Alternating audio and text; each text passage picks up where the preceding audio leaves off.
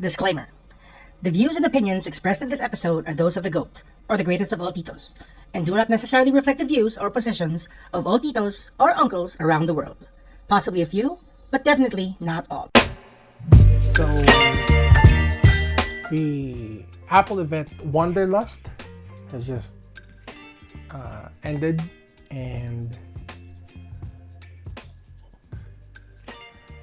I'm starting to suspect that Apple purposely prices their iPhones that way, not to justify the technologies or the stuff that has been put into those phones, but merely so that it'll give people like me a chance to talk about it.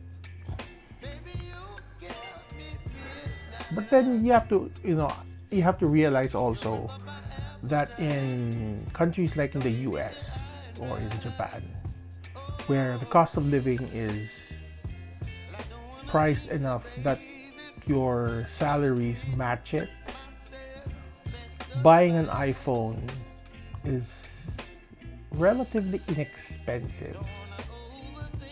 Again, compared to how much they earn. But if you look at it in the point of view of a Filipino and how much we earn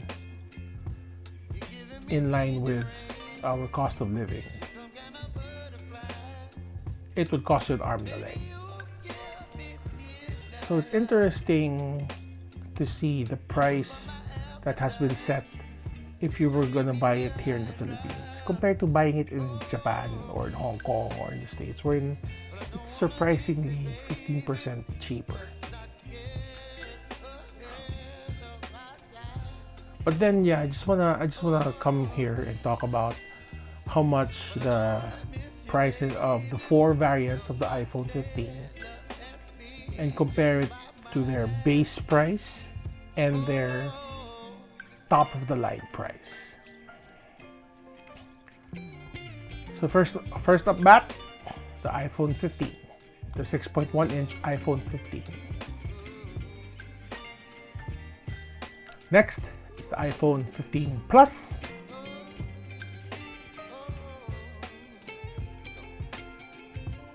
Then the iPhone 15 Pro. And last, but definitely not the least, the iPhone 15 Pro Max.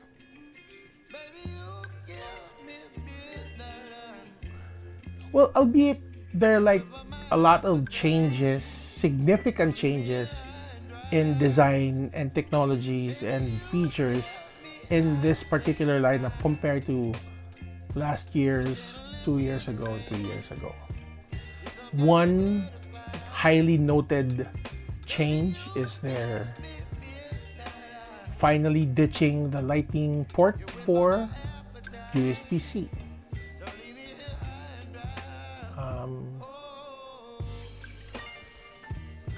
Another notable change is that finally the lower level iPhone 15s will now have the dynamic island, which I believe is one of the best ways that Apple has implemented the hole punch.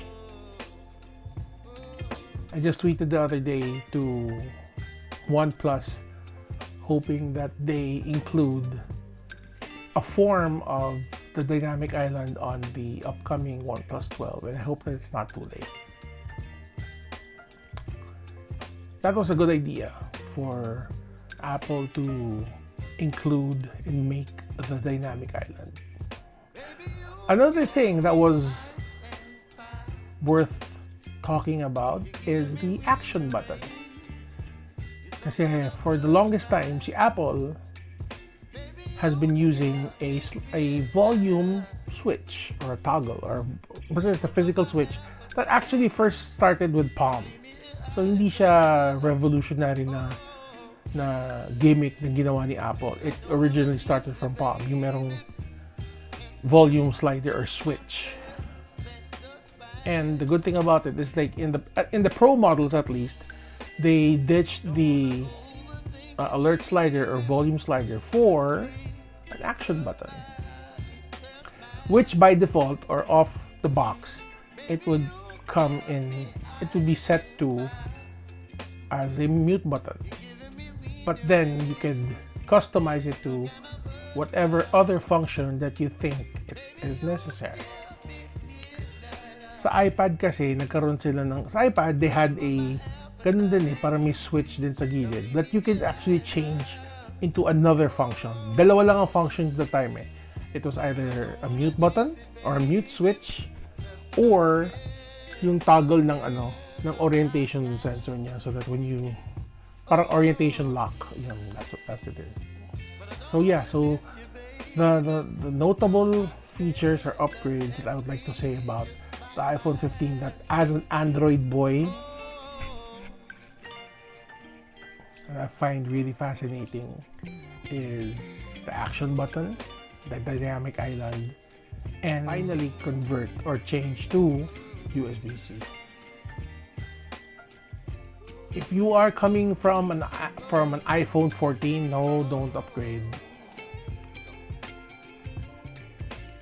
Hindi siya ganun ka-noticeable yung difference eh. You won't appreciate new technology if you're coming from last year's model eh. Dapat at least 2 or 3 years, or like in my case, 5. Not a fan of iOS still though, kaya not switching to iPhone yet. OnePlus, announce mo na yung Open or yung OnePlus 12 please.